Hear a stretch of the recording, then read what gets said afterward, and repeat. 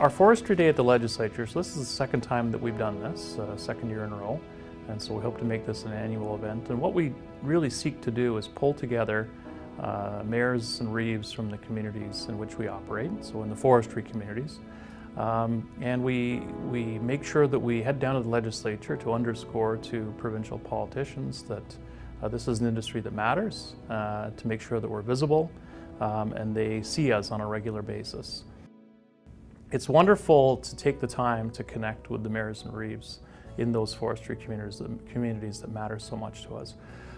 They are leaders in their communities, and our companies are leaders within those communities too. So if you look at it, it's leaders meeting leaders, industry with community, and together we're stronger in terms of our dealings with the federal government, with the provincial government, and with the general public. People using the landscape, encouraging folks, encouraging Albertans, Canadians, people from around the world, please come enjoy our natural beauty. It's very important that both industry and municipal leadership are in sync on our messaging.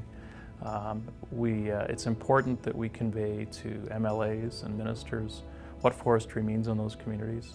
And it's important that we both understand what the challenges are that we face as an industry and as an employer, because these companies are so vital to those smaller communities, and even vital to the larger communities as well. We need to be conscious of our reputation globally, and when we talk to the challenges that our industry faces at the moment, we're currently in the process of dealing with a softwood lumber dispute with the United States, which could have a really detrimental impact on our big, significant export destination for our products.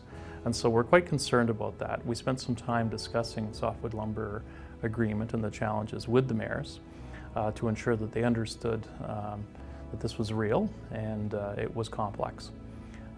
So that was a critical piece of conversation. Other challenges we face include things like the mountain pine beetle, and we have some leadership around the province at the municipal level that really understands this challenge and are excellent spokespeople.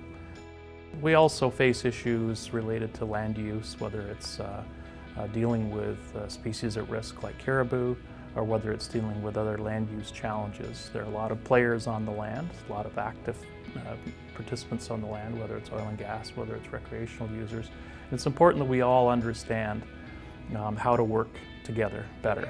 That it can be an actively managed forest if it's responsibly managed, and it can provide quality jobs, it can provide conservation values, and it can actually do more good in terms of restoring habitat for specific species in clean air, clean water.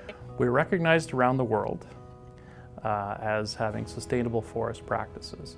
What third-party independent certification does, it proves that our practices are sustainable, and it's not just industry saying that, it's an independent third party.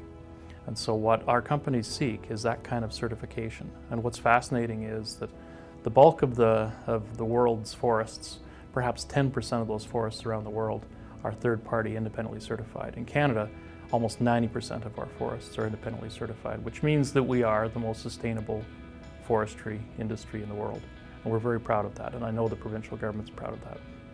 In addition to the importance of the relationship with the provincial crown, to ensure that we're delivering on their expectations, it's important that they understand the needs of industry so that we can continue to provide the kind of solid jobs that we have done over the past 50 years and 75 years in this, our 75th anniversary year.